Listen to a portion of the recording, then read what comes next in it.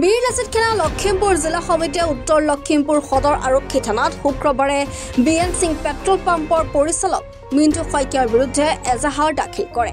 মিণ্টু শইকীয়াই সংবাদমেলৰ জৰিয়তে বীৰ লাচিত সেনা অসমে BN সিং পেট্ৰল পাম্পৰ পৰা 7 কোটি টকা দাবী জনোৱাৰ কথা উত্থাপন কৰিছিল। বীৰ লাচিত সেনা অসম লখিমপুৰ জিলা সমিতিয়ে মিছা অপবাদ বুলি দাবী কৰি লখিমপুৰ সদৰ আৰক্ষী থানাত এজাহাৰ দাখিল কৰে।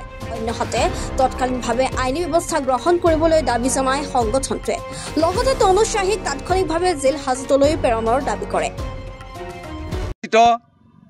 BN সিং পেট্ৰল ডিপোত যি অপ্ৰীতিকৰ পৰিস্থিতি দুটা ফৈদৰ মাজত সংঘটিত হ'ল আৰু তাৰ এই সংঘৰ্ষৰ বলিপথা বনোৱা হ'ল এজন উদীয়মান যুৱ নেতা শংকৰ বৰুৱাক। ইতিমধ্যে শংকৰ বৰুৱাক জেল হাজতলৈ প্ৰেৰণ কৰিছে।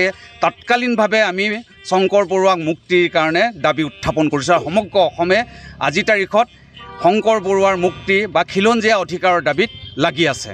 দ্বিতীয় কথাটো হ'ল BN পেট্ৰল ডিপোৰ বৰ্তমানৰ যিজন পৰিচালক মিণ্টু শইকীয়া নামৰ ব্যক্তিজনে সিদিনাখনি সংবাদ মাধ্যমৰ জৰিয়তে বীৰ লাচিতে 7 কোটি টকা দাবী উত্থাপন কৰিছে বুলি তেওঁ মিছা অপযশ বীৰ লাচিতেনাক দিবলৈ চেষ্টা কৰিছে, যাৰ কাৰণে আজি সমগ্ৰ অসমে বীৰ লাচিতেনাৰ সপক্ষে থিয় দিছে। আজি দেখিছে যে স্বতঃস্ফূৰ্তভাৱে দুলীয়াজান বন্ধ হৈ গৈছে। অসমৰ বিভিন্ন প্ৰান্তৰ পৰা জাতীয়তাবাদী শিবিৰৰ প্ৰত্যেকজন ব্যক্তি দুলীয়াজানলৈ ঢাপলি মেলিছে আৰু স্বতঃস্ফূৰ্তভাৱে দুলীয়াজান বন্ধ হৈ গৈছে। কিন্তু অতি দুখ আৰু পৰিতাপৰ কথা, প্ৰতিবাদৰ ভাষা বুজি নোপোৱা খিলঞ্জীয়াৰ অধিকাৰৰ কথা কোনোদিনে নভবা বৰ্তমানৰ চৰকাৰখনে আমাৰ এই সংগ্ৰামী সতীৰ্থসকলক বিভিন্ন স্থানত বন্দী কৰিছে। লখিমপুৰৰ পৰা যোৱা এটা প্ৰতিনিধি দল য'ত কেন্দ্ৰীয় যুটীয়া সচিব প্ৰাণজিৎ গগৈ গৈছিল, য'ত জিলাৰ মুখ্য সচিব ৰূপাংকৰ বৰা সহিতে প্ৰায় 10-15 জনীয়া এটা দলক তেওঁলোকে আটক কৰিছে। আমি তৎকালীনভাৱে লখিমপুৰ জিলা সমিতিৰ তৰফৰ পৰা তেওঁলোকক মুক্তিৰ দাবী কৰিছোঁ। অসমৰ জাতীয় কণ্ঠ, অসমৰ জাতীয়তাবাদৰ ধ্বজাবাহক শৃংখল চলিহাক ডিমৌত আটক কৰা হৈছে, যিটো কোনো কাৰণতে মানি লোৱা বিধৰ কথা নহয়।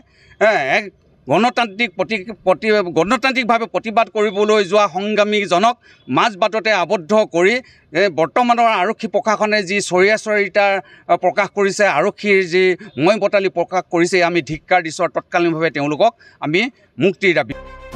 লখিমপুৰৰ পৰা ফৰিউদ্দিন আহমেদৰ ৰিপৰ্ট, এনি ভাৰত 24।